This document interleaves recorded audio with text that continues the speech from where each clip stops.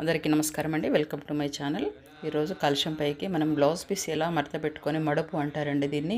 ఎలా పెట్టుకోవాలి మనం కలశం అలంకరణకి ఏ పూజకైనా వరలక్ష్మి వ్రతం కానివ్వండి, సత్యనారాయణ స్వామి వ్రతం కానివ్వండి ఇలా చేసుకోవాలండి. బ్లౌజ్ పీస్ని ఇలా తీసుకొని ఒక 3 మడతలండి, 3 మడతలు వేసుకొని ఇలా క్రాస్గా ఉంటుంది కదా, దాన్ని ఇలా పెట్టేసుకొని ఇలా చేసుకుంటూ మడత పెట్టుకుంటూ పోతే మనకి కలశం మీదకి ఈ బ్లౌజ్ పీస్ అనేది చాలా పర్ఫెక్ట్గా వస్తుందండి. చూడండి, ఇలా క్రాస్గా మడత పెడుతూ ఉండాలండి.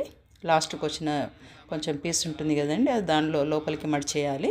తర్వాత మనం గంధము కుంకుమ పెట్టేసుకొని మనం కలశంకి ఈ బ్లౌజ్ పీస్ని అయితే ఇలా అలంకరించుకుంటే చాలా పర్ఫెక్ట్గా వస్తుందండి. చూడండి, ఇలా చక్కగా గంధం పెట్టుకొని బొట్టు పెట్టుకొని ఇలా కలశంకి మనం అలంకరించుకోవడానికి మడుపు అయితే తయారైందండి.